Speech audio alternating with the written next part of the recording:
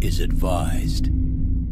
Hey everyone, welcome back to Board Games Unlocked, and Brian and I are continuing our top 100 games of all time for the 2020 year. It is now 2021, so we are in the new year. Yay!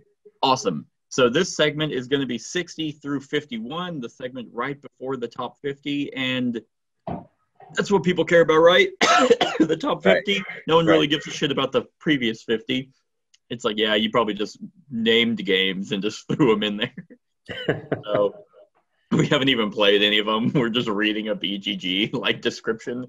And yeah, it looks like you do hand management. Yes. But yeah, so this is going to be a good one. I mean, they've all been good. I mean, you've been fucking Fallout. Fallout, and what was the other one? Spartacus. God. You'll like most of the stuff on this list, I believe. So I won't. You will. Oh, okay, good. I have one. Redeem I have yourself. New one. I have one new one on this. I have four new ones on this list, and two of them are brand new games. The others are just new to the list. So, without further ado, let's go ahead and get started with my number 60. Which might be my favorite hidden movement game. I'm pretty sure it is. In 2019, it was 55, and in 2018, it was 30. So from last year, it's only slipped a little bit, and that is Fury of Dracula, fourth edition. Same thing, I have the one, from Fantasy Flight. WizKids picked this one up, so at least it's still circulating. This is a hidden movement game where one person plays Dracula and then the other people play the people in the Bram Stoker's Dracula. So Van Helsing, Mina Harker, and then the other two people that are easily forgettable. This is a great one. Like this is probably the most balanced hidden movement game. At least it feels the most balanced, because in the other ones, the person that's hiding can just hop back and forth. Like, let's say I'm playing Dracula, or not Dracula, in Letters from Whitechapel, let's say I'm playing Jack. There is nothing stopping me from going back and forth between two numbers, like, to make it seem like I'm really moving. And then, like, all of a sudden, like I could pick, like, my hidden spot could be number 10, and I just go back between 11 and 12 and then go into 10. And you're like, man, he moved 10 spots. Not so with Fury of Dracula. In Fury of Dracula, the person has he's constantly moving around the map, so there's no end goal that he's trying to get to, but he has a track of like location cards. So, and I believe it's a 6-card track. So if I go into Paris, and I mean it goes face down, so no one of course knows, but I cannot go back to Paris until it falls off that track. Right. So what gives the players the ability to be like, okay, like we're gonna search Paris. Oh, you were there. Okay, you were there 4 cards ago. So that means you have to be within 4 sections of that spot, which is huge. I mean now granted, it's still, the whole map is Dracula's oyster. However, the hunters aren't just blindly fighting or searching in the dark. Right. So, but the good thing about this one is once you find Dracula, you engage in combat with him, and like Dracula can actually fight back. But if it's during the day, he's a lot weaker. If it's at nighttime and you fight him, he's a lot stronger. So I believe this game is extremely balanced. However, there is one huge negative. Well, not huge, but for some it might. But this game is long, and it will always be long. Like, I think minimum at 2 hours if you're finding Dracula all the time, and if you're not, then it's going to be like 4, because it does a weekly night cycle, and he's trying to get certain influence. But other than that, this one is a fantastic hidden movement game. I mean, you've played it, and it feels like a huge cat and mouse the entire time. I don't think there's ever a moment where you're like, oh, all right, I guess we'll search here. Like, you're always like on the cusp of like, you're right on his tail. So. Right, and especially when you have that one lady and her ability that kind of, can kind of get him pinned. Yeah, Mina Harker. And I think that's why is her ability is so broken. Or it's not broken, it's really good because if she's with someone, she can just be like, "Oh, are you in this region?" And it's like yes or no, and you Right. slowly narrow it down. So, yeah, my number 60, Fury of Dracula. All right. My number 60 was 38 2 years ago, 44 last year. It's probably going to settle in around this area. And that is Thanos Rising. Just to clarify, not Thanos, Thanos. Thanos. Thanos is rising. Would you um, say Thanos? Isn't it Thanos. Thanos? I don't know. I don't know how his name is pronounced I say anymore. Thanos. Thanos Rising. Yeah. That Long just sounds A, weird long O. now. It's Thanos. Let's call it like it is. See, he's even grimacing like something's crawling in his anus. But no, this game has from the very beginning it surprised me because being a USopoly or USAopoly game, and then Aren't they called the OP now? yeah, that's their nickname. It's still Gotcha. USAopoly, but the OP is kind of what their cool term. Gotcha. But this one really surprised me because again, it's the whole Marvel Infinity thing made by one of those mass market, I guess, kind of mass market Yeah. type companies. But it came out and it actually ended up being a really good cooperative solo experience, and it's challenging. I think that's a trend we're going to start seeing. Mass market games are going to be more hobbyist gamers. I mean, we saw it with Gloomhaven, Jaws of the Lion, Target exclusive. We have this one. We have Horrify. Mm-hmm. So they're creeping in, which is good.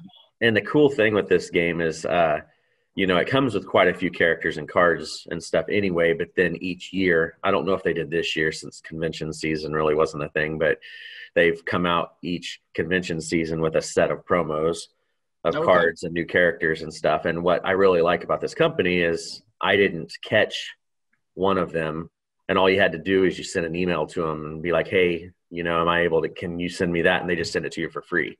That's cool. Promos and stuff. So it's kind of a neat deal.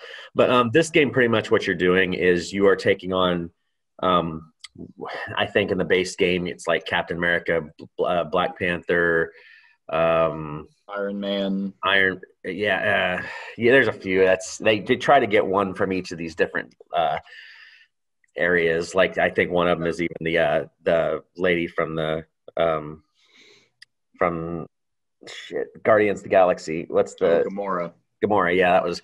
But anyway, and you roll dice, and you're trying to kill enemies that pop up around this board, and you're trying to save by recruiting heroes off of there. But the mechanic is every time you take your turn, there's this big Thanos that sits in the middle, and you roll these 2 Thanos die, and he'll turn, and he'll either cause damage, do different powers, stuff like this.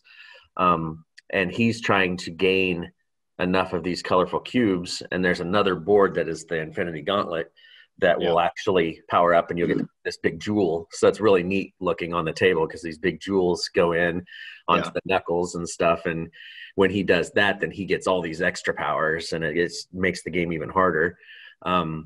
This was one of those ones that I played a bunch and could not beat this damn thing until you and Kat came over that one time we played it, and managed to get them. Cheated. Remember? No.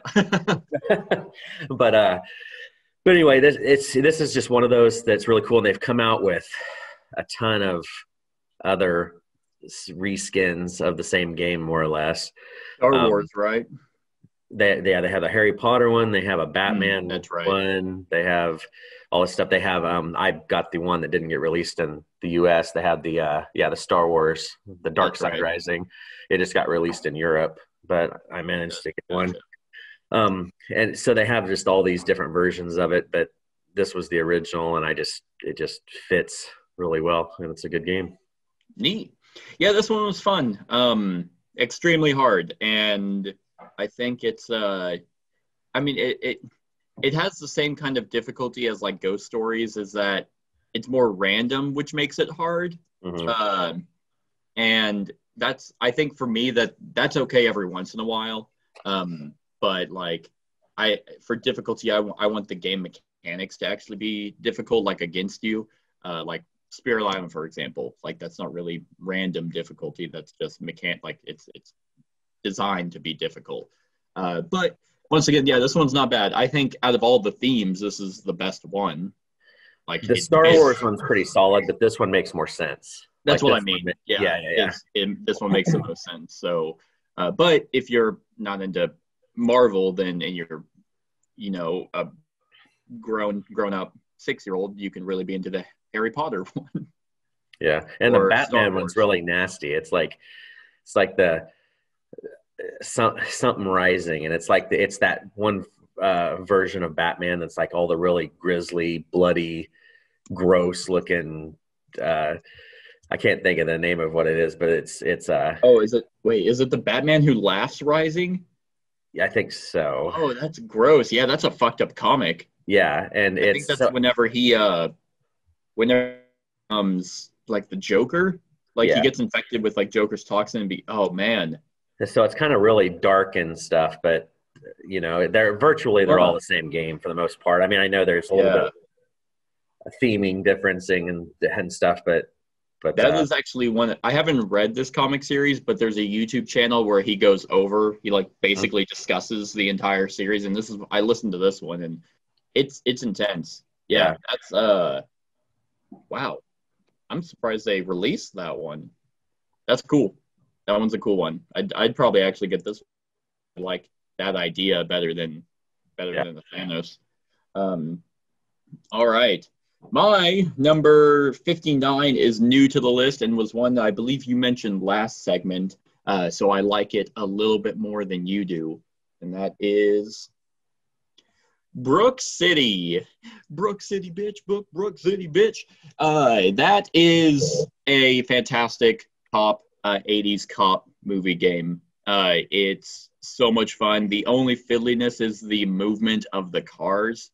That one didn't quite click for me, but eventually we got it. And yeah, like each cop that you're playing plays radically different and has their role in the cooperative nature of trying to take down different crime syndicates. You have obviously the modular deck system, which is just great. You pick a cop, then you pick a case, then you pick a crime. I think it's just the 3, right? No, you pick 4 because then there's like the different crime people, like peon thugs, and then the main guy. So they all of Blacklist modular deck systems have that idea, is like the different. Like, okay, well, like this one, I would say this one to Alter Quest is the more one-to-one comparison, because like Guy Fieri, for example, is the same thing as the villain in Alter Quest. Then you have the thugs doing their whatever drug shit, or then they are the same as the enemies, and then of course the quest versus the case. So it's but what's amazing with these Blacklist games is even though they seem like reskins, like it's like, wow, you just took the same game but put a new theme on it, which is what they did. They still feel different, which is interesting, because most games where it's like, where they do that, you're like, why do I need to own this one whenever it's like the one you just talked about, the Thanos Rising. It's like, yeah, you have all those other games and they're all just different skins, but they play the exact same way. So why would I own one and not the other? Same here, but playing this one feels completely different than Alter Quest. So, and this one's just like, I think it's really funny, the radical craziness of the 80s buddy cop movies really shines here. So, yep, that is my number 59, Brook City. Good choice. All right. The only thing actually I would say between this one and Alter Quest is Street Masters has a shit ton of expansions, and Brook City and Alter Quest didn't, which is kind of lame. Well, here's the deal, though, and I think the Street Masters was a Sadler Brothers thing. That was kind of their initial passion project. I think they had a lot more ideas onto that, and I think they've started getting their feet into a ton of different games all at the same time. So I don't know if we'll see more stuff for this or what. I don't even know if this game really took off nearly as much as like Street Masters and stuff, But I will compare their Kickstarters while you talk about your next one, just to see how much they made. And that could have been a huge thing, is maybe Stream Masters just made more. Yeah. Okay, so my number 59 is my new one for this list. It's not a brand new game or anything. I think the first edition was on my list a few years back, but it hasn't been the last couple of years, and that is Star Wars. Oh, awesome! Okay. And this specifically the second edition because it's so much better. But that was the one that added the Force Awakens stuff, right? Well, it has it with it, but that's not the biggest changes was they made it to where because the first edition had a lot of power creep to it. So there was like the turrets were way overpowered. Like, you had if you had a 360 turret, those things would just wipe anything out. Now you have to actually spend an action to rotate your turret. There's a little marker that goes on your ship that controls your turrets and stuff. So it adds a little extra step. The biggest change with this, though, and the reason that I think this is going to keep going strong is the first edition also had that issue with, like you made Darth Vader and he was this certain point value. And then if you put him with another ship, you'd get way overpowered combos and everybody was playing the exact same series of ships. What they've done with this is there's an app now for second edition. And when they come out with new stuff, if there's ultra powerful combinations that pop up, they can alter point values within the app. So there's no point values on the cards or ships or anything. It's all in that app now. So they can slightly adjust it to keep the organized play and the competitiveness always fresh. I have a ton of this stuff because I used to have a lot of first edition, sold it, rebought into it. I've mainly just kept the original 3 factions, though. I haven't gotten into the separatists and all that stuff. But they're also working on a solo deal. FFG is actually working on a solo official variant for this, which I've been messing around with a little bit. And they haven't updated it for a while, but yeah, so I'm interested to see how all that works and everything. But this is Star Wars Dogfight, man. It's a blast. And I know you've played it before. Yeah. And especially the second edition with it makes it even more strategic with having to make your decisions way ahead of time and with your turrets and with all that odds and ends. It just makes it just outstanding. Yeah, I played this one with the first edition, and I got into it pretty heavily. And this was actually one of the few games I went to tournaments for, and immediately sold it all after tournaments because I just got my ass kicked. But it was one of those games that you almost a little bit like Magic there was a meta for it, and it's like, okay, if you don't buy these ships, then you're not going to do well. And I at the time didn't want to put any effort into I don't know what they would call it, but it's essentially deck building, ship building, I guess, to have the perfect. But so what I always wanted was more of a like a randomized generator. Was like, oh, okay, go online. Okay, you're playing the Scoundrels. Okay, let's just randomly generate. Here's your set, and then I'll be the Imperials, and here's my set, and we just kind of pick those cards and we play with that, versus just constantly just sitting down and rifling through cards. And it's like, okay, I think I got it, and okay, it's been 2 hours. Now we can finally play. Well, and I don't know. I've never really looked at the app in that way, but I don't know. There might be a randomizing thing in that app. I don't know, but I will say that the meta, there really isn't a big meta with second edition, just because of the way they alter the points all the time. Like there's here we go. There's always going to be, just because what they've done is they've switched this whole upgrade system too. So ships can hold certain number of upgrades, and then those are about points on the app and stuff too. And it's just, I don't know. It's this is so much better of an experience, and it's just an awesome deal. I mean, and I have a ton of it, so we could play it whenever. Let's see. Yeah, I mean, I do want to play it. Let's see. Yeah, It's random best played list. casually. Oh, sorry. Okay. Yeah, random list generator, squadron generator for X-Wing miniatures. So I guess you put in yeah, okay, so there's Rebel Alliance, Resistance, Galactic Empire, First Order, and Scum and Villainy. And I guess you put in how many of the sets you have and how many ships you have. Well, I know on the app you keep your collection up to date, and then it Okay. knows what cards you have and all that. Gotcha. But let's see. So yeah, like you can how many points? I mean, and then if you want the play mode to be casual or standard or epic, how many you have, and you just click randomize. So that could be fun. Because that would just make setup and playtime that much quicker. Yeah. But all right, yeah, that's a good game. If I was still playing it all the time, like it would easily be on my list. I didn't even really mind the randomness of the dice because certain people had ways to mitigate that.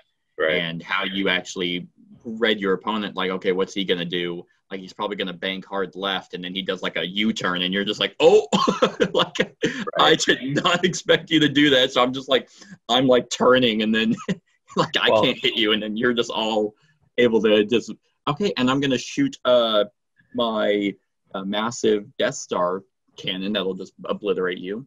Well, and they've also altered the way that the stress tokens, like if you make stressful maneuvers and all that stuff, it's been altered a little bit as well to make it more realistic, like ship movements more realistic. Yeah, because I believe you had to, if you did like a red movement, you got a stress token, one. You couldn't do it again. Right, you had to do a regular to get rid of your stress. Yeah. Which is, I mean, I get where they were coming from, but it's also like I'm an elite star pilot. All I did was a U-turn. And it's like, no, I'm stressed. Now I need to list lazily to the left to release that. Yeah. Well, I sent you the link to this squadron generator. I guess you can diddle with that. Yeah, I saw it pop up. All right. So before I talk about my 58, going back a little bit to the Blacklist three games. So Brook City made 170,000 with a goal of 60. Right. So it's not saying the percentage of that, but so that's not that much. They barely doubled it. So all right, makes sense. I think that might have been the Street Masters was their first one. Well, they did the original Street Masters in Brook City, then the second Street Masters. Yes, so Street Masters made 422,000 with a pledge of 100,000. So, 4 times it. I didn't find the first one.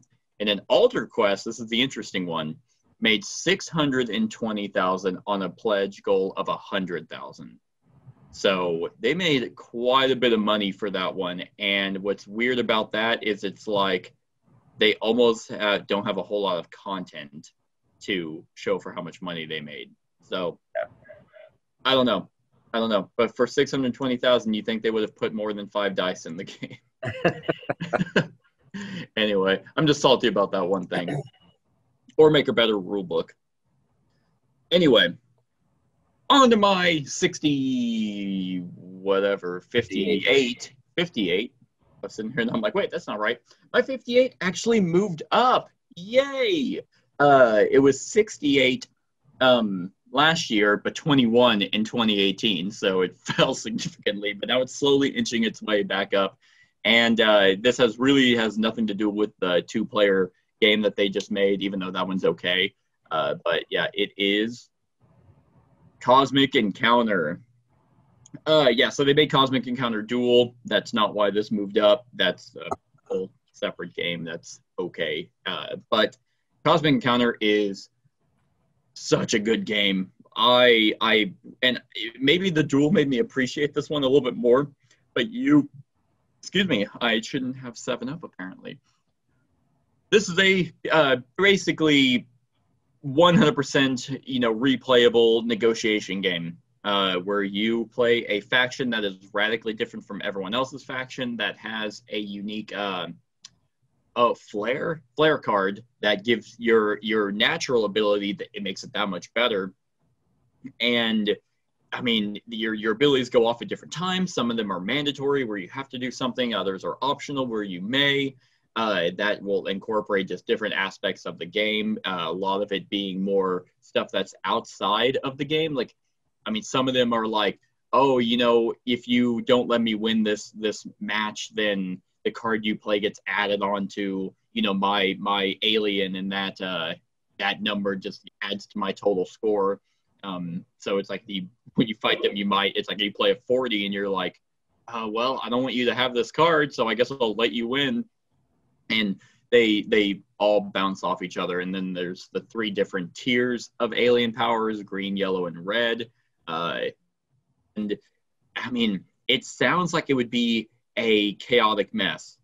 And it is. It's exactly that. But at the end of the day, you have a hand of cards that have attack powers, and then you draw a card from a deck, and it tells you who you have to attack. You basically send up to 4 ships of yours to attack one of their planets, and then you sit there and then you play a card that whoever has the higher total at the end typically wins that planet, and all their ships, all the defending players' ships go to the warp, and then you take over their one to control 5 opposing planets wins. But I mean, of course, it's negotiation, like I said, so you can have allies on your end, they can have allies on their end, and both sides will benefit something for doing so. There's 200 something races in this game with all the expansions. Yeah. It's insane. And I know they just did a remake of this one. This is the copy I have, the art that's here. It's gross looking the more I look at it, but I cannot see me ever getting rid of this game. I have such a good time with it, and it's one of those games that it's honestly it's easy. It's one of the easier ones to set up. Like you would think. Now, I mean, it can become a little convoluted if you throw in everything, because there's a bunch of different decks you can throw in, different symbols that might mean something. Sometimes you don't need that. You can just play bog standard Cosmic. You can actually buy the base game, and you will never have the same game unless you actively pick the same races. But even then, the negotiation can go different. People use their abilities different. The random flare cards that get shuffled into the deck could be different. So even then, you will have a slightly different game. This is amazing. I really like this game. Yeah. How many races? Okay, well that's the base set. There's 51 in the base game.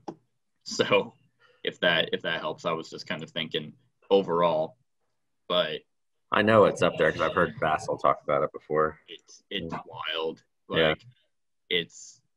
There's just so many. So yeah, that is my number 58, Cosmic Encounter. All right, my number 58 was not on my list 2 years ago. Was 54 last year, 58 this year. So just kind of in the same general area. And this was my first play of one of the nice Daniele Tascini. Oh, okay. Games. Right. So this was kind of the precursor, I guess you could say, to the Teotihuacan, and before his descent into madness of right. being obsessed with tea. And this one I always held off on for a while, and I just got it, I think, last year. 2 years ago, 2019. Yeah. But anyway, this one is a really cool, unique worker placement game. It's the one that if you haven't seen it, it has these huge interlocking gears on the board. And what you're doing is you're placing, when it's your turn, you can place 1 or more workers out. You have to pay corn. Corn's the currency in this game. And you are going to place workers out on the lowest part of one of the gears. And then as they turn, When it comes around to your turn, you can choose to take one or more of them off if you want. And then you get whatever ability. The longer you leave them on the gear as they're out on the board, the better the action is when you take it off. The one thing though is, so when it's your turn, you either have to put somebody on or take somebody off. So if all of your workers are out, then when it comes to your turn, you have to take somebody off the gears. Gotcha. The thing with this, have you ever played this one? No, I haven't. It's been on my shelf of shame forever. Really? I think I'd play it by now. This one, I think you'd like. It's not. I don't think it would be nearly as difficult as some of those other ones that you've played that came out like this year and stuff. But it's got a lot of different routes to victory. You know, I mean, it has these nice crystal skulls that you can put in the caves, or you can, you know, build temples. You do this. There's just a bunch of different stuff. But the cool aspect is that you're paying to put workers out. You have to time it right to hope that your workers where you need them to be when you take it off. The game ends when the really big thing makes one full revolution. All right. That's the timer of the game. So as you everything's going, once that gets all the way around, then that's the end of the game. So okay. So it's kind of a neat, a neat deal, you know. Like, I haven't played Teotihuacan very much. This one, I still think I like it a little bit better than Teotihuacan. All right. But like I said, I haven't played Teotihuacan a ton either. So it's like, this one's the one that I've played the most.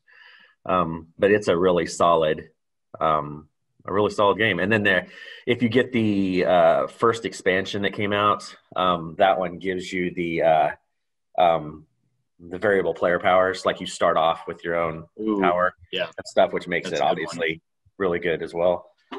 So anyway, this would be one to add to the list if we want to try it sometime. Awesome. Yeah, I have it. I don't know why I haven't played it yet. I'm surprised since you like those T games so much. I know. It's just like it's like I get those and then they come out that year, so I really prioritize playing them.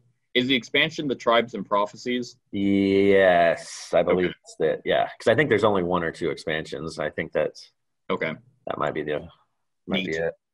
Yeah, I have no doubt this would be on my list. I can't think of a reason why this one wouldn't be right up my alley like the other ones. And people get so creative. I wish I knew how to paint, because people have painted up their gears and made them look like old stone and stuff, and it's really cool. I have seen. I was actually, while you were talking, I was looking at pictures to see if I could find any. None of them on Board Game Geek, surprisingly. But in the year that this game came out, 9 years ago now. It came out 9 years ago. 2012. Jiminy Christmas! I wouldn't have guessed that long. Yeah. So, and I mean, what's great is it's CGE again, and that just shows for the past 9+ years they've been consistent with their game quality and game design. So that's this is a great one though, for sure. All right, my number 57 was one that I believe you also mentioned on your last segment, and it is new to the list. Fantastic, gorgeous game that came out, in 2020. So that is Tidal Blades, Heroes of the Reef. Oh, man. Whenever a game gets pushed back kind of as much as it was, or delayed, and I remember I don't know if he works for Druid City. I'd have to actually look at, see if I can even find his name. But one of the guys that works for Druid City, I remember him going on the Facebook group that we're in, and basically it wasn't a rant, but it was more of like hey, just so you guys know, a Kickstarter pledge isn't a pre-order. You basically helping the game be designed. It's an idea at that time. It wasn't Hudson. Hudson's the guy that runs the Druid City. Okay, yeah, that it might have been him, the guy with the mohawk or the faux hawk. Yeah. And I was sitting there and I'm like, yeah, dude, you're right. Like, it's when people back on Kickstarter, they assume, where's my fucking game? I pledged an hour ago. Why don't I have it right now? And it's like, yeah, that's not what Kickstarter is. I think you're missing the idea. But this one, I mean, it was getting delayed, and I think a lot of people need to take my mentality and probably a lot of other people's, and it's like, look, you'll get it when you get it. Like, unless the company's shady and shitty like Golden Bell and they try and fuck people over, if you're actively getting updates, then just calm down. Right. And this one was well worth the wait. Especially with all the stuff that was in this one. You get so much into it. It's a beautifully produced copy. Whenever we got the game in, I was like, this is a huge box. Like, I was not expecting this. And with its gorgeous table presence, bright, vibrant colors, with a more serious theme than you would think from actually seeing the game. Fantastic mechanisms. You know, you mentioned it was worker placement, which I guess it is. It is. I mean, you have one worker. You each, as the rounds go on, you have more actions to do, but you have these little chips underneath your worker, and then you go to a section, and whenever you leave that section to do a different action, you leave the token there that's already been used. Multiple avenues to victory, the uniqueness of the different characters with their specialized decks that it's like you start out and you're like, man, we're all kind of the same. And as soon as you play your first card, you immediately are like, well, I'm different than everyone else. Going after the different challenges with the dice. I think my favorite part of this game is actually the dice upgrade system. Yes. I think it's a cool idea. And you would think it would be a lot more difficult to learn this game than it actually is. And I really like going after the monsters, and basically like you plan, you compete in these games until you have all these badass dice, and then you're like, okay, time to go kill a monster, and then you roll, and then you just get all these hits on it, and then all those dice are gone, and you start it over. But yeah, and fantastic with 3. I would say it's best with 3 because I would agree.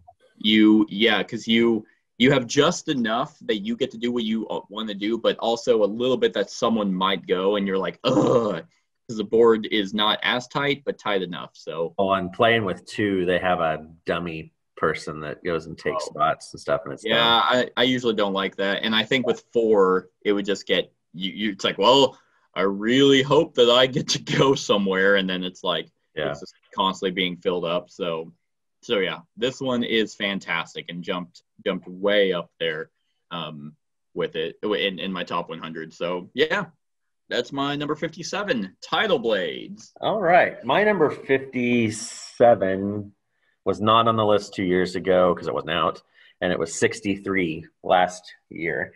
All right, it is a standalone expansion, but I play it as its own game, totally isolated from the core.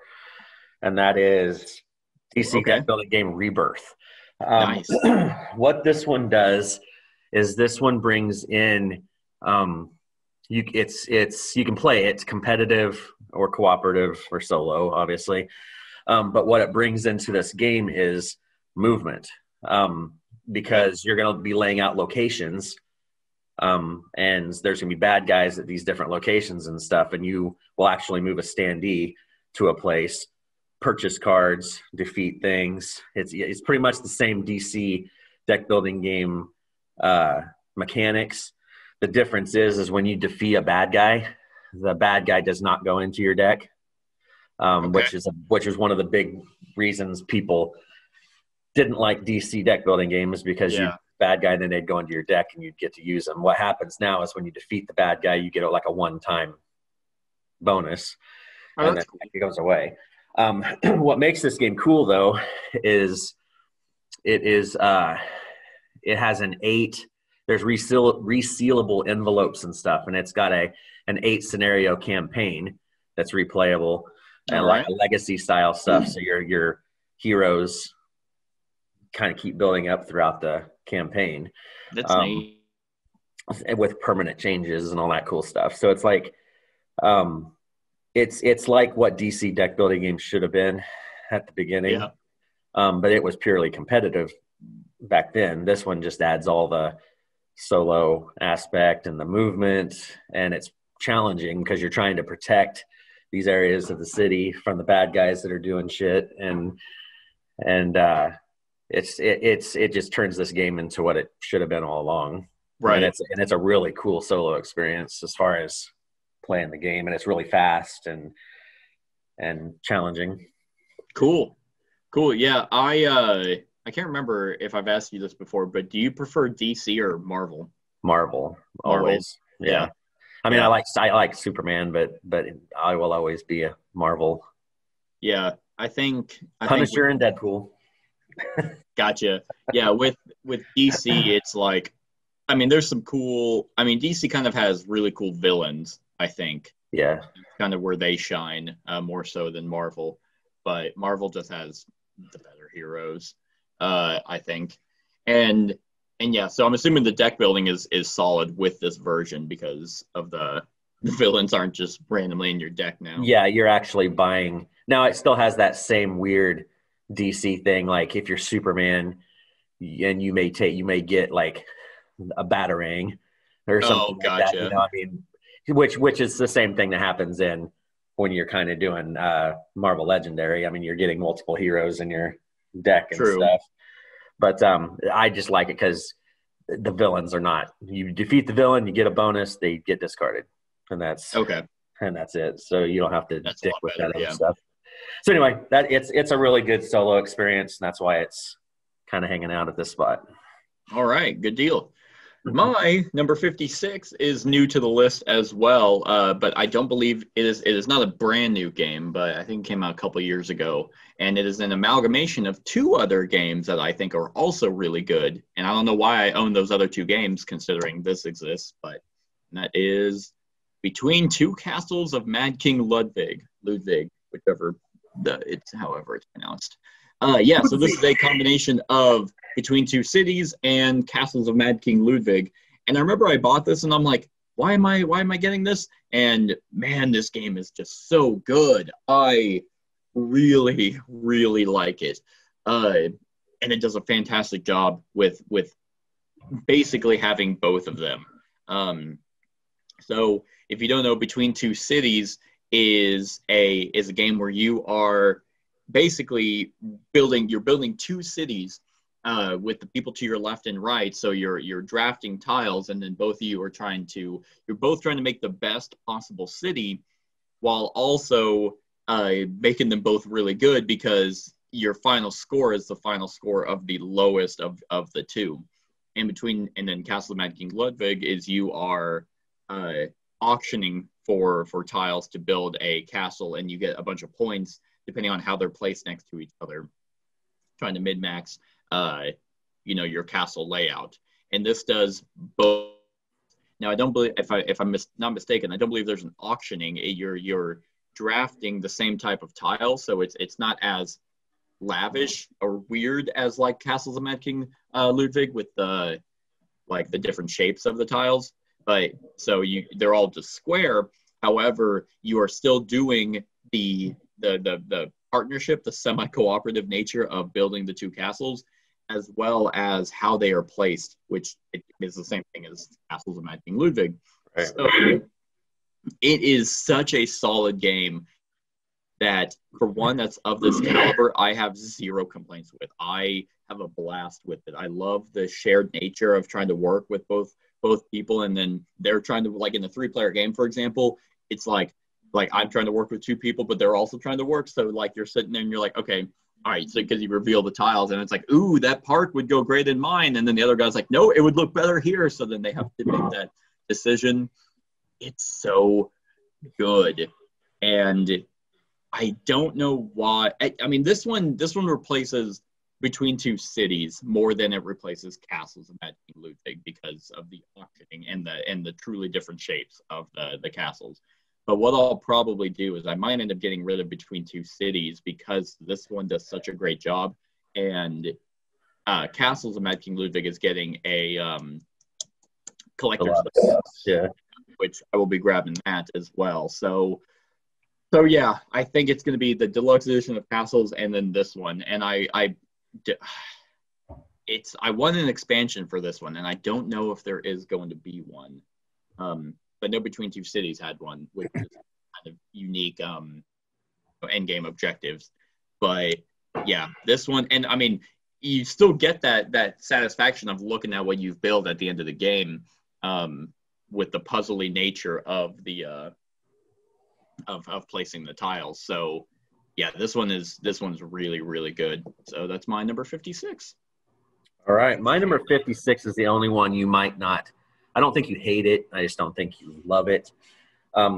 It was 43 2 years ago. It was 70 last year. The expansion helped it out a little bit. That's why it moved up a bit. And that's Nations, the dice game.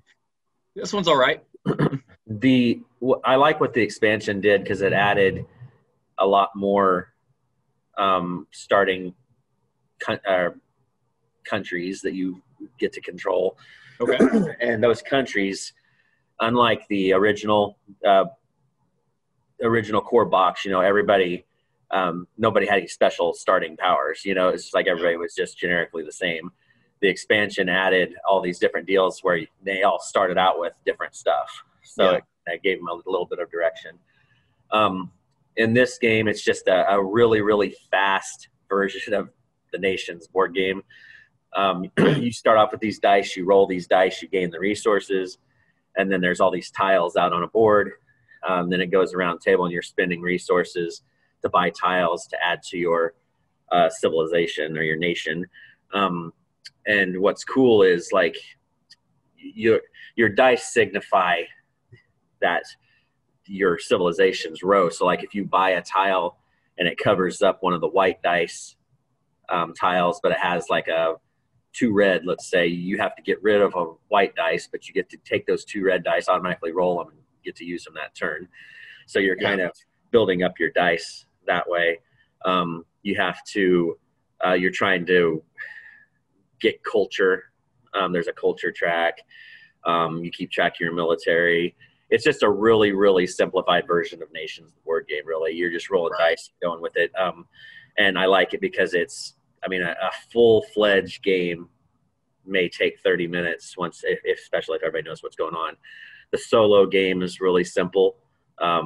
You roll your dice like normal, but the only difference is you roll a D4, and then that just gets rid of a tile. So it's super simple. It's not like it's a super innovative solo deal, but it kind of narrows down what you can buy and stuff. It's just one of those games. There's been a few on this list already that have been dice games or stuff like that just pop up, and it's just makes for. I don't have a ton of time to play games a lot of times, so games like this are easy just to pop out and play. Right. And this was one of the first dice games, a board game that I bought and played and really enjoyed. Yeah, this one was okay. I've never actually played Nations, so I couldn't compare the two. I do know I've heard that Nations is getting a reprint in 2021.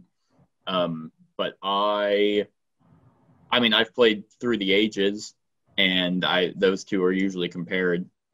I don't know. Dice games are they don't quite do it for me. But I get why you like them. So. Yeah.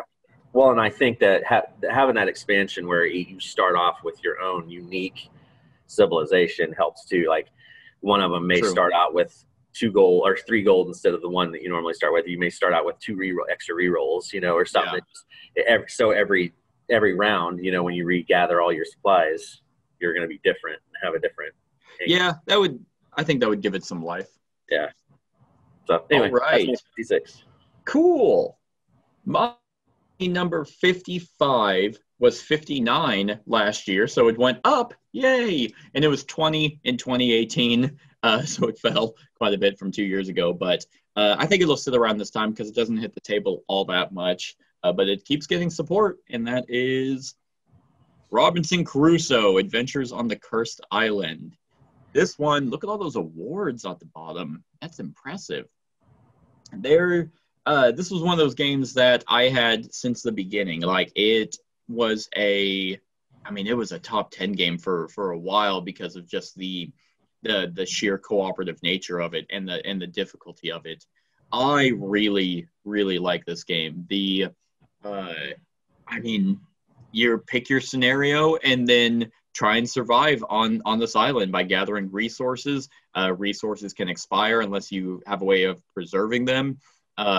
You build like you build a bunch of items that'll help you. You can explore the island, which will give you natural resources, and then you can go hunting. You can explore.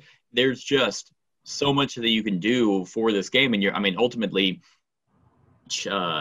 each scenario has something unique about it. Unique items that you can build, unique weather, because you roll weather dice that can affect you. Unique like symbols, because there's like these tokens that you can find on islands that'll mean different things. I mean, they're just generic, symbols on the tokens, but depending on the scenario, that means a certain thing. There's so many fan-made scenarios for this that this iteration actually included a few of them. The expansion Mystery Tales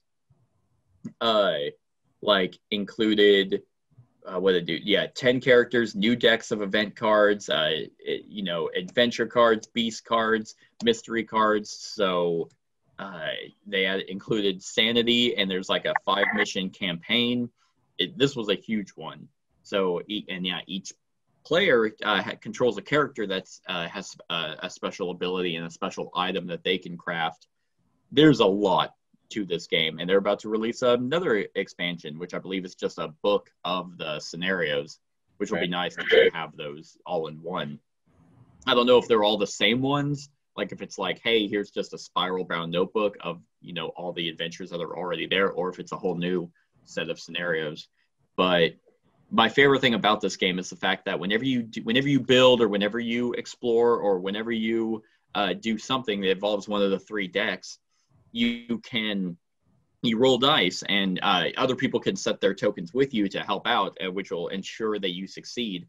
But like if you go by yourself to maximize the worker potential, then it's like you roll these dice and you can have an event, and the event has a top and bottom reaction. I always cover the bottom, because the top one is like, hey, you found a bunch of food, and you're like, oh, cool, we need food right now. So you take it, and then you take that card and you shuffle it into the event deck, and it can come back.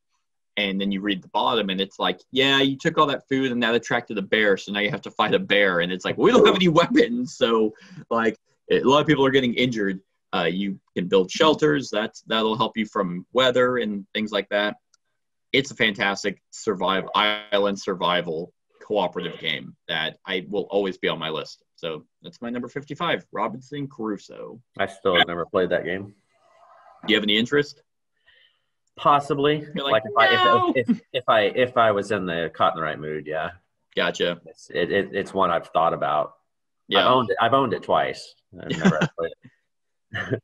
And I burned it both times. Why?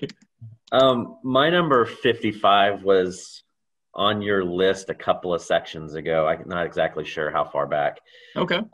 It was 22 years ago, and it was 51 this year, 50 or last year. And that is Voyages. Oh, wow. Okay. Good deal. This one, I want to try Marco Polo 2. I still think I'm going to like this one better. But this one, like you'd said, the big draw to this game, I like dice placement stuff. But then having the nutso powers. When you play this game, you automatically, this is one of those that you're sitting there and you're like, okay, Seth's got his power is so powerful. It's way overpowered. Like it shouldn't be in the game. But then everybody else is saying the same thing about you. It's like everybody is just completely overpowered with their deal. So that's how it kind of equals out a little bit. I did not realize that Daniel Tassini designed this. Yep. Yeah. He's got some good games under his belt, doesn't he? He's a master. But yeah, so this one, I think the biggest difference between this and Marco Polo 2 is because movement is very, in this one, movement is taxing. Like there's a lot of, And in Marco Polo 2, movement's a lot simpler. I see. That All from right. what I understand, that's what I've heard. The big adjustment is that Yeah. movement's a lot easier in that one. I'd like how this works. I think me it too. adds to the challenge of it. Well, you get a bunch of points if you travel. Right. So, I mean, there's not much more I can say. I love dice placement. This game just was one of those that will always be on this list, probably just because it's such a good. It's pretty on the table. It's just a really good one, and it plays good with a lot of. I mean, I've played it. I think I've had fun playing it 2, 3, and 4. Okay. So yeah, it just I've done it 3. I've done it 2 and 3, and both of them work pretty well. The only thing that ticks me off about this is they will not reprint the damn expansion. I want the expansion, and they don't reprint it, and I'm pissed. I think I actually have it, but I paid shipping to get it from Europe. Yeah, it's nuts. But anyway, that's my 55, which is Marco Polo. This was my honorable mention this year. Oh, it was? Okay. Yeah. I couldn't remember how. I knew you had mentioned it, but I couldn't remember. Yeah. It was a while back, but yeah, still a fantastic game. We recorded a lot over the last few days. Right. It's one of the game. It's weird. This game, it's like, it's good, and then like you play and you're like, man, I forgot how good this was. Right. So, yeah, good deal. Good choice. All right. My number 54 is one that you had mentioned actually a few segments back.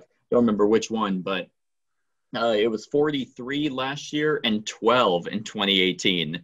Wow. Once again, this just falls due to a bunch of other games, and tastes might have changed and haven't gotten to the table. But that is Dead of Winter, a Crossroads game. I mean, I don't know what to say about this one, except like it's probably, in my opinion, the best zombie game.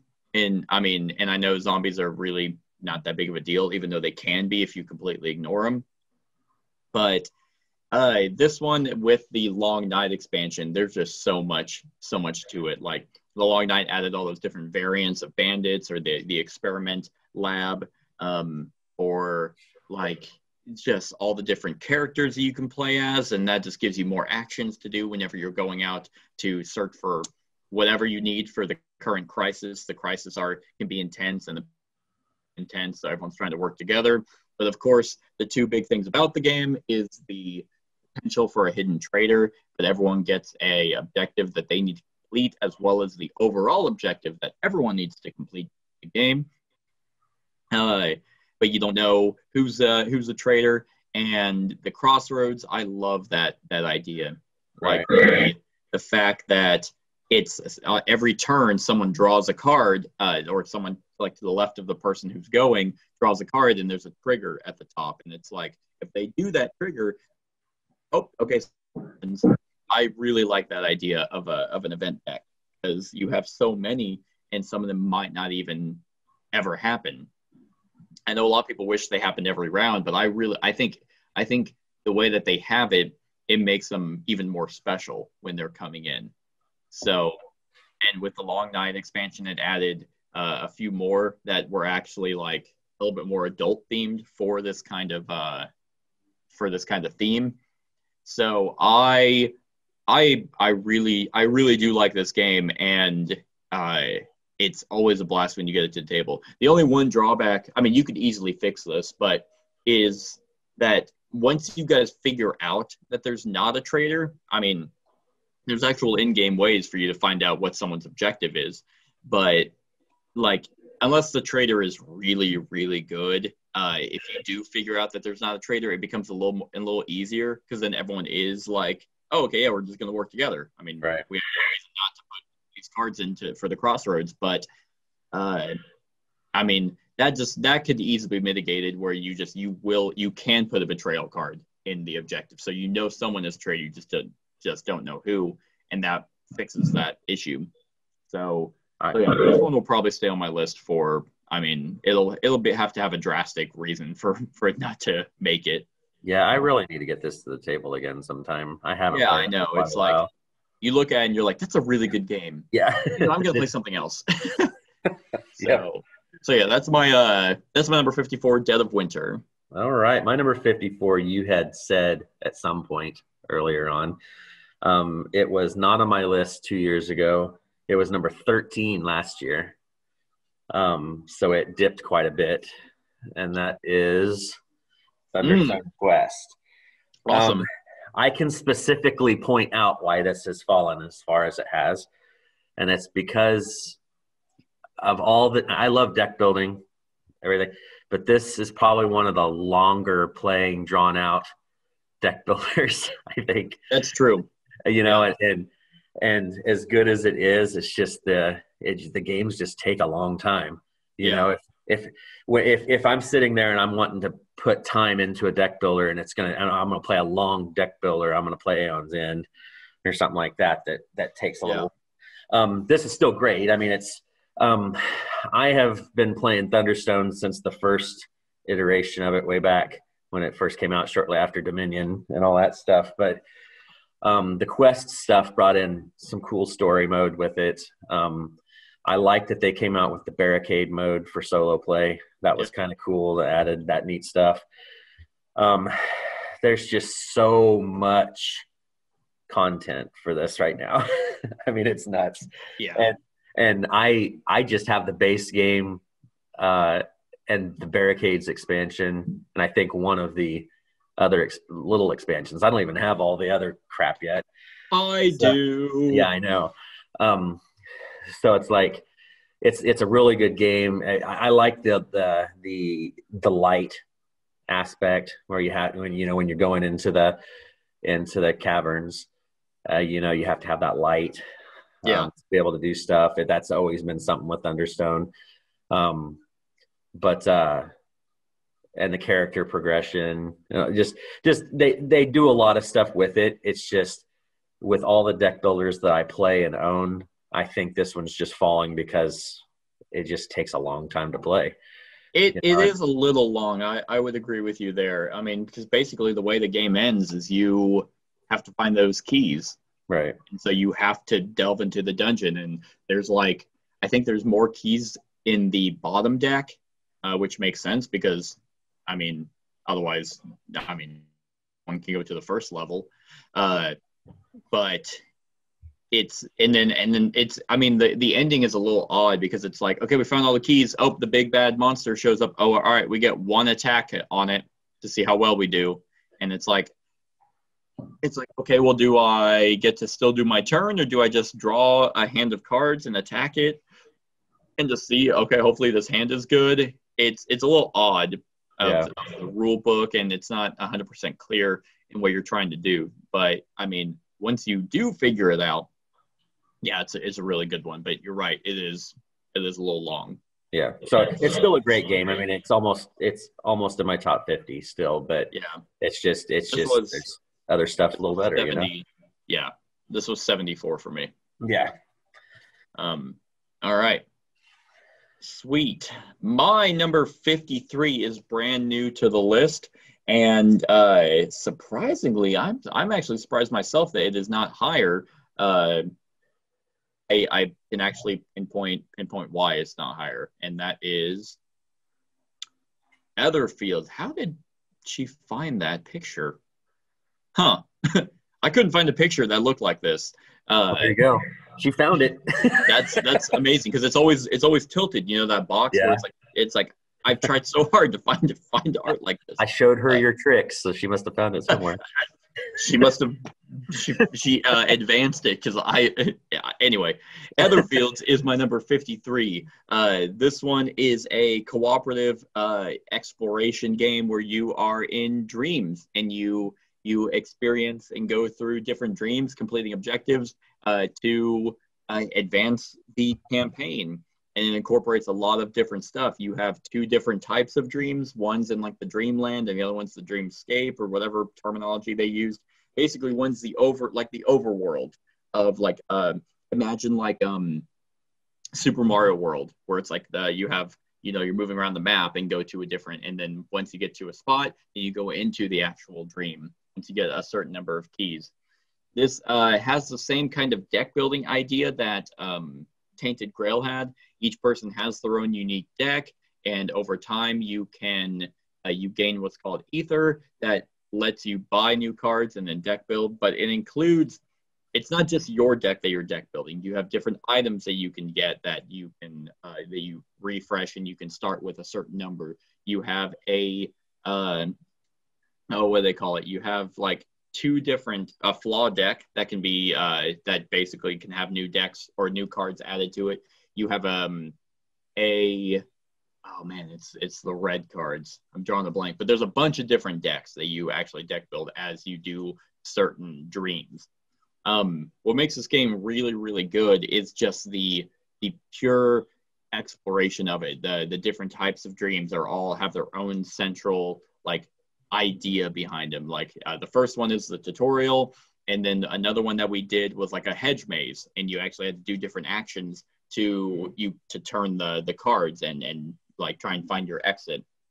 And then you have pure choice over which dreams you want to go to, because you just need to get a certain number of keys in that overworld.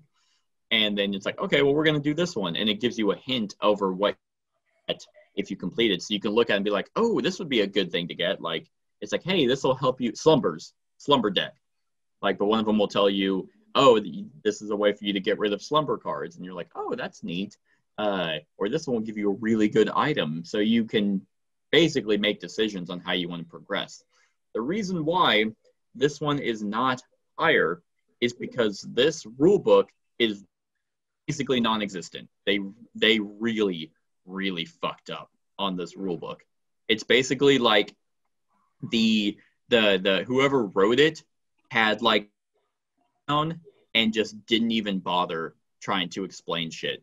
It's like, it's basically, imagine someone who thinks so little of other people that they're just like, oh, you're not even on my level to even understand like where I'm coming from. But I'm going to try to simplify it for you simpletons. And then he doesn't simplify it. It's just like it's so bad. Like, you basically have to read it, play the tutorial, read it, and then go online and figure shit out. I don't know how badly they this one, because it's a deterrent. Like, Tainted Grail wasn't this bad. This War of Mine wasn't this bad.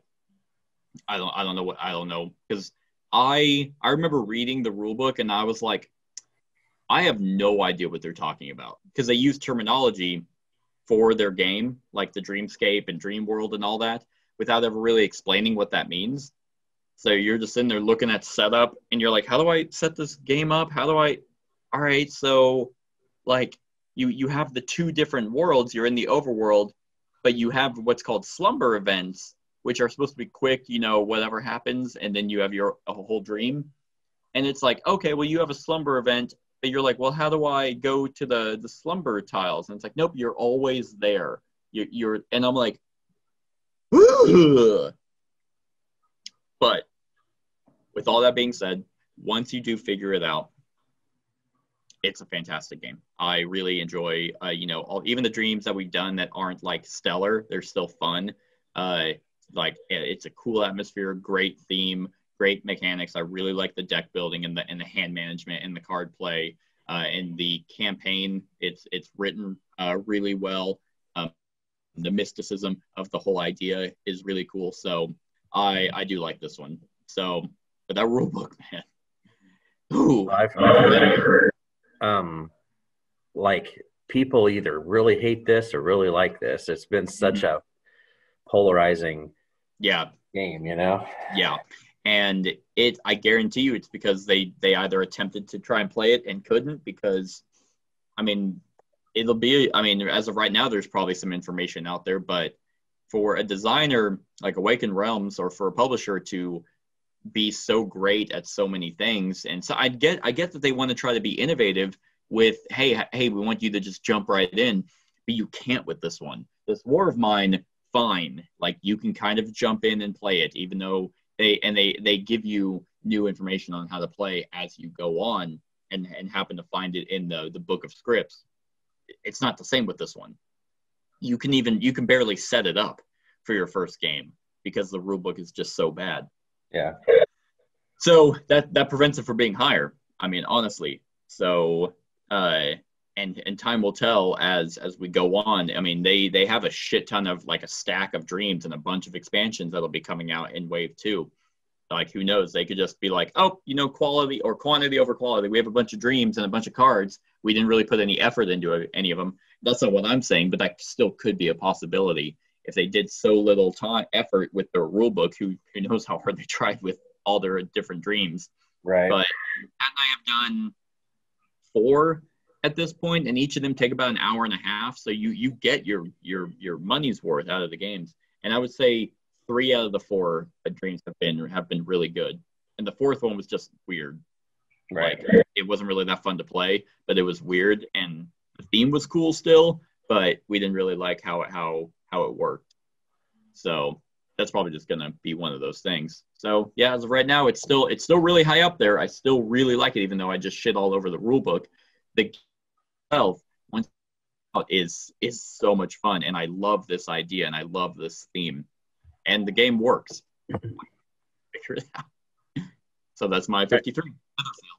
All right. My number 53 was 52 2 years ago, was 55 last year. Wow. Let's just staying pretty consistent. And that is Run, Fight, or Die. All right. There you go. Did you ever play this? I have played it once, I think. This was the one where you had like the track, like they came down. It's the zombie game where it kind of uses the King of Tokyo dice rolling mechanics and all that jazz. And then like you can run away, and then that just kind of pushes people back to simulate. Okay, yes. Yeah, you have on this one. You pick a character, and there's a whole stack of characters that have their own abilities and stuff. But every character has their ultimate. So like you'll roll 5 big chunky white dice, and if you happen to get that their ultimate, it's some super powerful ability, but usually it's nearly impossible to get. Yeah. But what happens is you get your player board, and then you put a city board. Each person has their own city board in front of them with 3 levels. There's one that's right in front of you. There's one that's I don't know, a little ways away. But the icons will be different because this game comes with a metric ton of zombie miniatures. And you seed your board at the beginning, and there is, when you roll your dice, there's an environmental dice you roll at the beginning that will do something. Like with most of the time it's zombies going to move up, or there's going to be you can heal one, or there's an all quiet, which means no zombies will spawn at the end of your turn. Mm-hmm. But what happens is you'll roll your dice like in a Yahtzee style, and then bats will kill zombies or will wound zombies in that first row right next to you. Guns will do the next 2. Guns can also be in the first level, but if you happen to have like these little, like a running person, if you spend that, then it's like you're running away, so you move zombies back, kind of like it's a spatial kind of. I think it makes sense when you see it. It because I'm looking at a picture right now of someone who has it set up, and it's weird because all you're doing is moving them back a zone. Right. But yeah, it does feel like you're just like, oh god. Right. And there's all kinds of different zombies too. There's runners that do, there's all these different zombies that do different things. But if any of those zombies make it when they, at the end of the turn, when they all move forward, if they move onto your player board, then you take wounds. Depending on it, and you'll eventually die. This isn't cooperative, is it? I can't remember. Not really, no. It's because what'll happen is you can actually put zombies from your board onto somebody else's board and stuff. It's kind of a competitive. Yeah. What ends up happening is there's symbols on these dice that like there's books and there's different stuff, and if you get a certain number of books, then you can like get a rescue an ally or somebody. That there's different things. So like you gain these allies that will help you, and they're worth points if they survive and you make it to the end. But the ones that are really high points, like let's say there's the screaming cheerleader. she's maybe worth like 6 points, which is really, really good, but she makes so much noise She screams the whole fucking time, and you're like, yeah, and tons of zombies. Shut up. But you could also, there's one character that you pick up because it's randomized who you get. You just draw off the top of a deck. There's one that's the infected person that's, you know, not worth, they're worth a whole lot of points too, but they could turn to a zombie at any point, you know? So it's like you're tossing them around. But what you're doing is you're going to locations, you're picking up weapons and loot, survivors, all this stuff. And when you are trying to go to these locations, if you can find the location that's like your exit, I can't remember what they call it, then that means that's like the last round, and then you compare points. There's a bunch of expansions that came with this Kickstarter. This one I have pictured here is the first Kickstarter. They did a second Kickstarter that I hate the art to and all that stuff. I don't know why they even redid it, but this was really cool because the last thing I'll say is there's a mutant zombie, this huge, massive boss zombie that will pop up depending on what happens throughout the game. And what happens is he'll move, whoever's turn it is, he moves around, and you can shoot him or hit him or whatever, and you get victory points for however much damage you put on him as well. And he has his own deck that'll do stuff to you.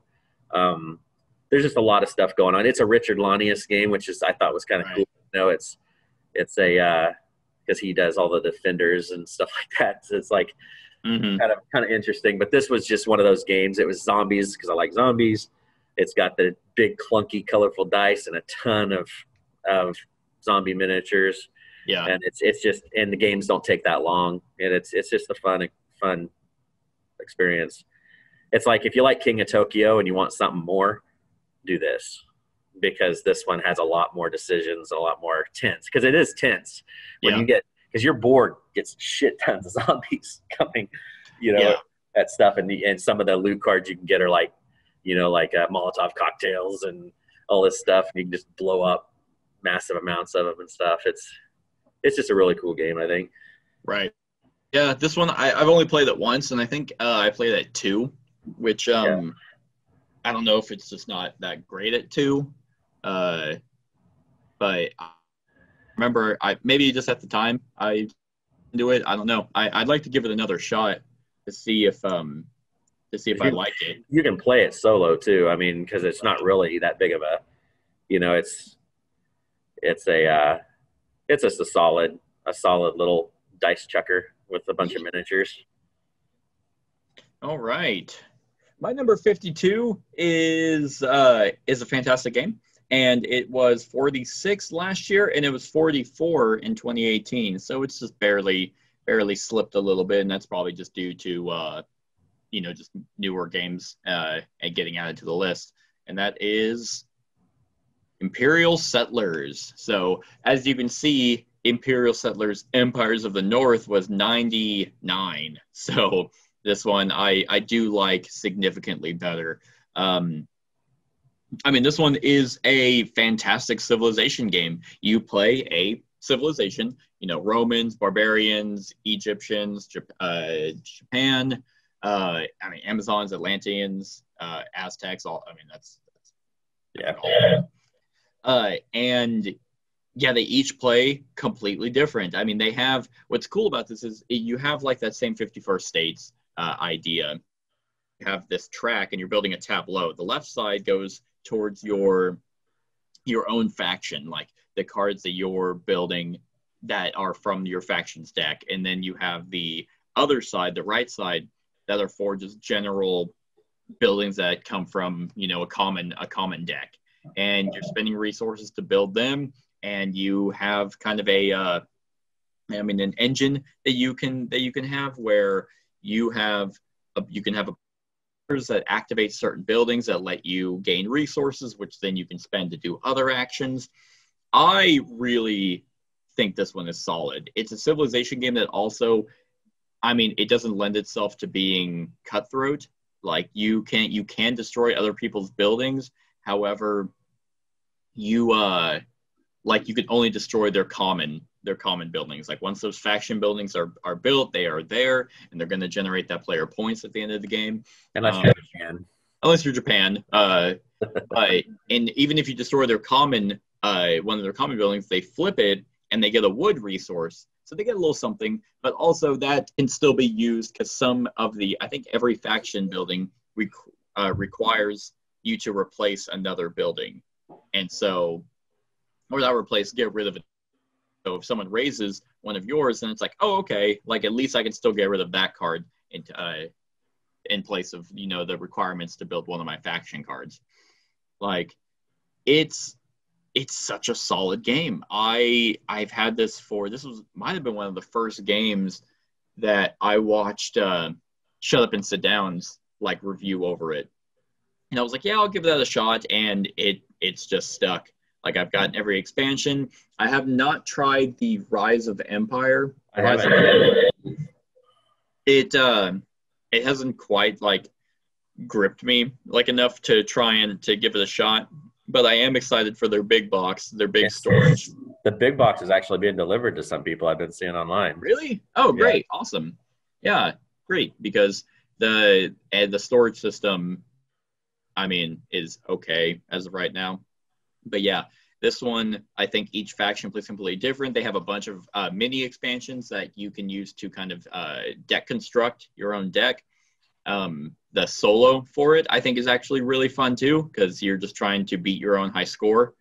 And I mean, I think all the factions are balanced too. I don't think there's one that's like, no, this one's super OP. So some are easier to play than others, but I don't know if they're more powered. Yeah. My least favorite faction is the Aztecs. With the prayer. Yeah, with the prayer. And they're my least favorite. My most favorite might be the Amazons, because they have that card manipulation and card draw, which is always good to have in any type of card game. So yeah, this one has just been on my list. I mean, like I said, it's been around the 40s the past 2 years and sitting near there this year. If you're wanting a Civilization game without it being so heavy like every other Civ game, this one will give you that feel. I think almost to a T. So yeah, that's my number 52, Imperial Settlers. All right. There's also 51st States, which is the same game, but a different theme. Yeah. Post-apocalyptic. It's pretty neat. 51st State is pretty cool. I mean, like, even if you don't really like that theme, it's got enough of kind of different mechanics that kind of make it a little interesting to at least try. All right. My number 52, I don't know if it's going to be on your list or not. I know you've played it. It was 32 years ago. It was 43 last year. And that's Istanbul. This one was kind of one of my first forays into this style of game.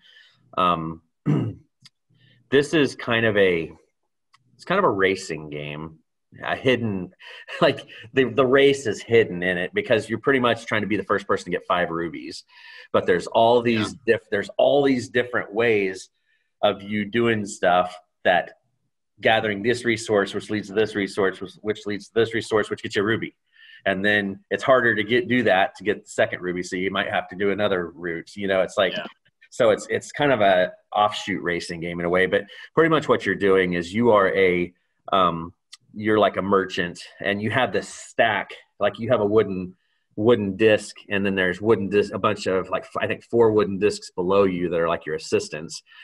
And you have like 16 little action square boards on the table, and you are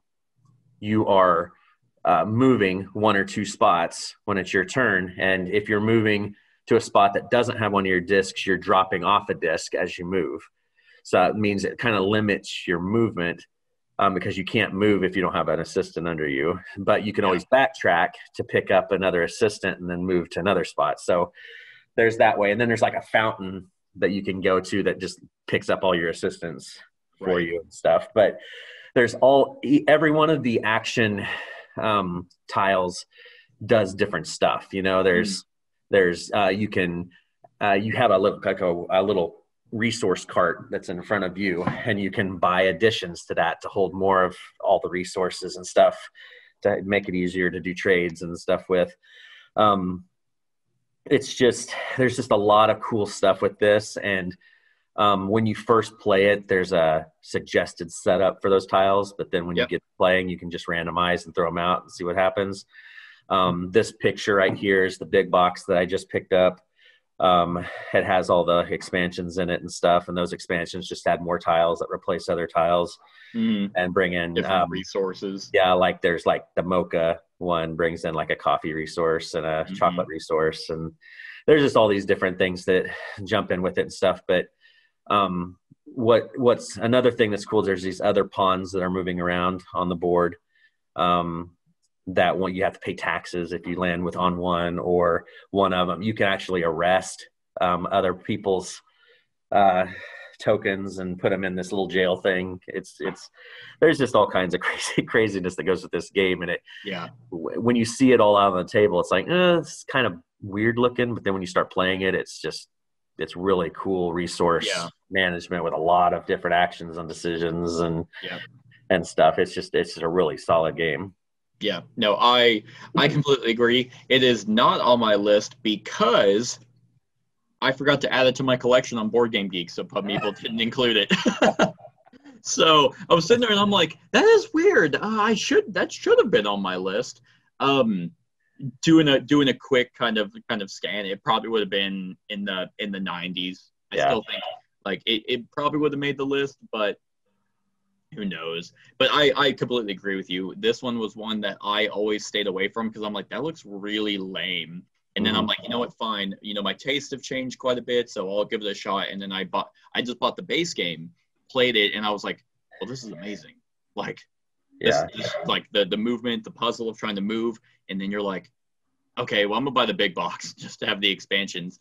So yeah, I mean, I have the big box over there. I just guess I forgot. Well, and what's funny is when I bought the big box, they were having a special or something, and I got the dice game for free. Oh, nice! With it from their website. But you'd be proud of me. The dice version did not beat this one. Oh, great! I was like, oh, is the dice version going to be higher? It's 51. No, the dice one's fine, but I like this one actually better. Quite a bit better, actually. So anyway, that's my 52. Istanbul, which used to be called Constantinople when it was first came out. Did it really? Yeah, that was what it used to be called back when it first came out. I was like, or is that just the joke? Nope, that's what it was called. That's funny. Yeah, the designer Rudiger Dorn, that name sounds familiar, but I think the only one he's done several. He did Karuba. Because I was looking it up and I was like, man, why does the name sound familiar? He did Karuba and something else that was notable. Even though I haven't played. Oh, he did the well, he does a lot of Euro games, so I've heard his name more than I've seen the games, but Goa, Las Vegas, Las Vegas, that's the one I know. Yeah. The only one that jumps out to me is this one. So, yeah. All right, my 51 just didn't quite make the top 50.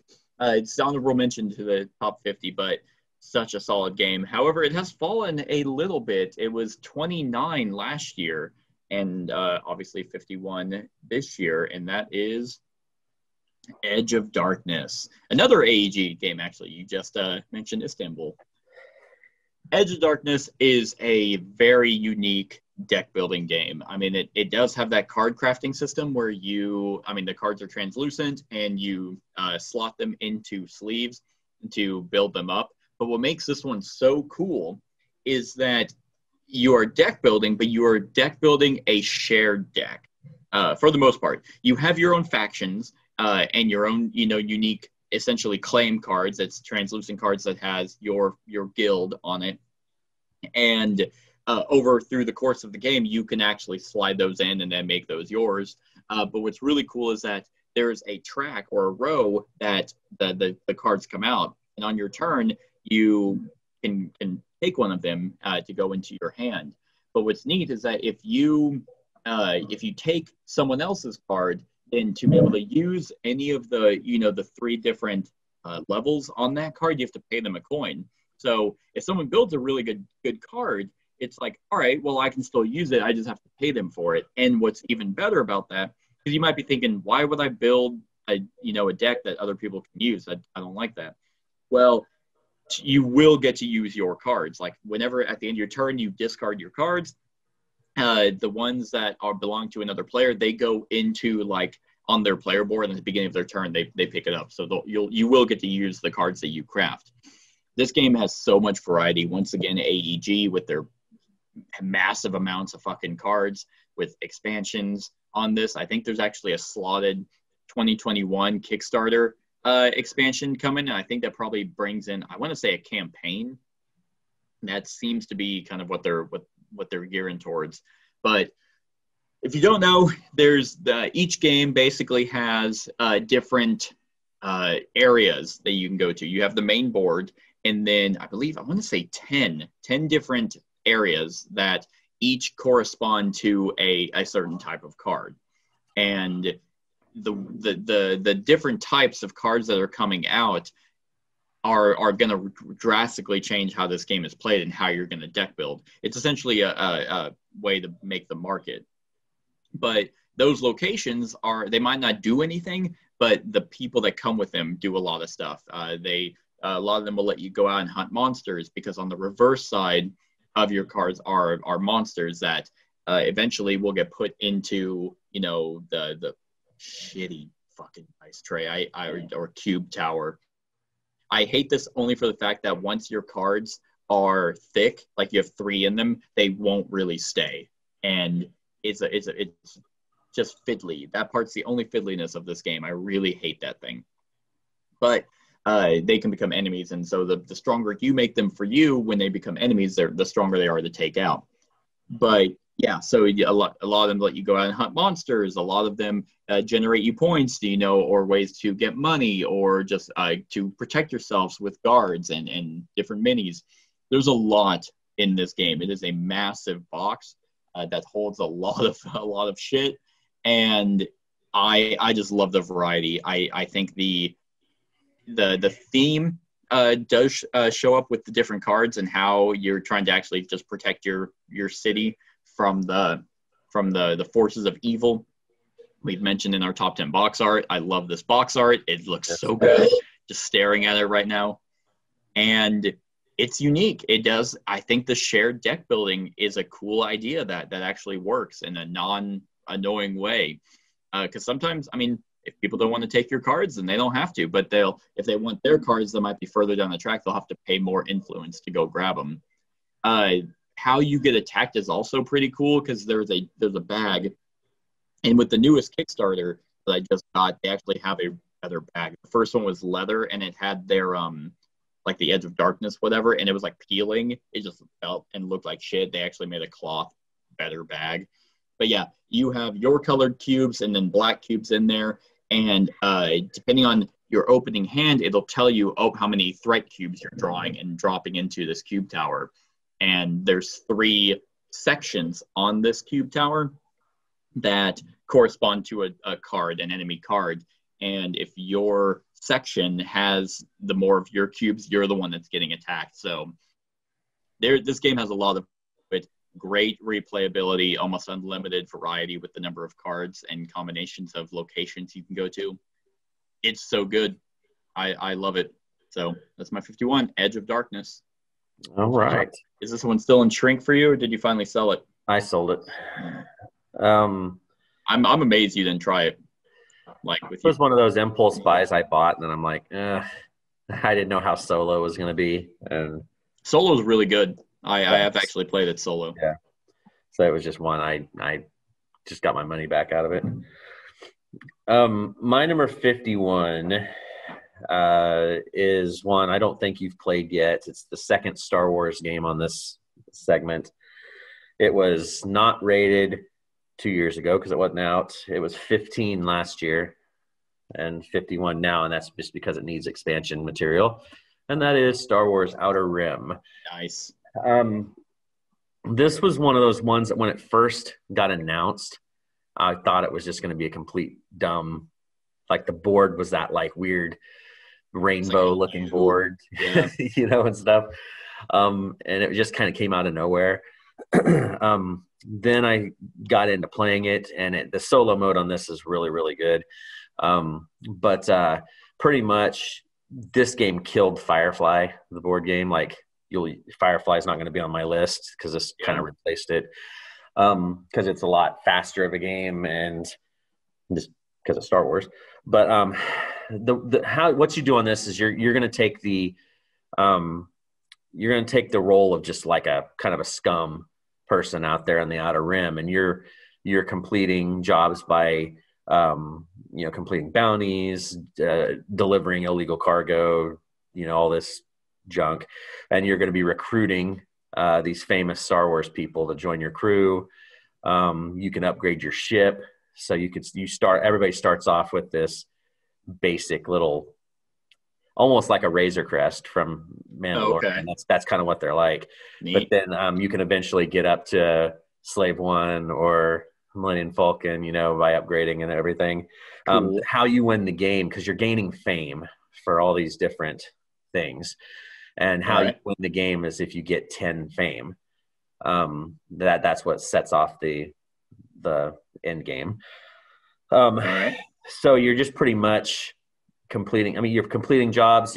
There is a little bit of interaction with the other players, but mostly you're just trying to go through. You're trying to avoid, because there's Imperials out there and stuff that are looking. That there's the rebels are even out there on the fringes looking to take out the scum people to help with their whatever the word I'm looking for. They're trying to help out their reputation as well. Okay. So pretty much it's just a simple, there's a lot of pickup and delivery. There's just odds and ends like that. The game's a lot faster than Firefly. That's why a lot of people say this kills it. But yeah, I mean, and I've went through, and I'm in the process of replacing, because you use standees for your characters. Oh yeah. But I've been slowly trying to buy ships that match the Millennium Falcon and stuff. There's like for Armada, there's this little scum and villainy pack, and it even has a spot where you can slide your standee picture in it, so you can it gives it a little bit more theme to it than just moving around a standee and stuff. But that would be cool. This is one, and they've got to come out with expansion material. When you play solo with this, it's simply like, let's say, I could be Boba Fett and I'm taking on Lando, and you're trying to see who has the most points at the end of the game, and stuff. Mm-hmm. But they need to add, like, they could really do themselves a deal and add Din Djarin and, like do they did the Rogue One expansion for Star Wars Rebellion. Right. So they could easily do a Mandalorian expansion for it's this. Like I think they would be awesome to throw in the Razor Crest with Din Djarin, and maybe throw in, a couple of those other characters that we've met throughout the show and stuff. Just even if it's just a small thing, just to pump a little bit more juice into it. But Fantasy Flight, I mean, this one's probably dead in the water. Yeah, it's like either it's getting all the expansions in the world, or it's getting none. There's like, you're right. I don't, because people have been clamoring for more content. Like the fans of this game are just like openly like, we need more, because I've played this game a lot, and it's just getting kind of old. That's why it's falling. That's why it fell from 15 to 51s, because it's, but yeah, that's my 51, Star Wars Outer Rim. We'll see what happens expansion-wise over the next year or two, and once people can actually start leaving their houses and doing stuff. Right. That's not the same thing. I was trying to. Who the hell knows what's going on with them? Like, it's weird. They're so weird with their games, and it's like, I'm trying to see if I can figure out, like, if their stock price is dropping, if they're not doing great as a company. That's why they're losing all their IPs, and why they're only really supporting Marvel Champions and Arkham Horror. I don't know. They used to be. A quick thing on BGG, just was saying that Asmodee and FFG have been talking a lot about Star Wars stuff they're adding to their catalog, but nothing about Outer Rim. And somebody else gets on there and said that FFG has said in some threads that they were going to be adding stuff to it, but that was 2 months ago. I don't know. Yeah. So we'll see. We'll see how it goes. Yeah. But it's a fun game. I mean, I've gotten my money well worth out of it. I've probably played this game about 15 times or so, I would say. But it's just a matter of just needs a little bit more. Sure. To it. Yeah. All right. Well, that was it for this segment, everyone. I hope you've enjoyed our list for this top or bottom 50, I guess. 50. Our shitty 50. The shitty 50. I mean, well, yeah, that's your list. All mine were great, except for probably, I don't know. You've liked every game I've put on here, so I don't know what to tell you. No, I just don't openly like Cosmic Encounter. Well, everyone can be wrong every now and then. So that's it, everyone. I hope you enjoyed. Let us know what you think of these games in the comments below. Other than that, like, comment, share, and subscribe, and have a wonderful whatever time of day it is for you. Hey everyone, thank you for watching, and I really hope that you enjoyed the video. If you would like to see more of my content, go ahead and click that subscribe button and the bell to be notified whenever I upload any new content. If you feel like supporting the channel, you can go ahead and click that Patreon link to be taken to my Patreon, and any help is truly appreciated. Other than that, stick around for any other run-throughs or reviews or cool top 10s or whatever I feel like putting on. Other than that, like, comment, share, and subscribe, and have a wonderful whatever time of day it is for you.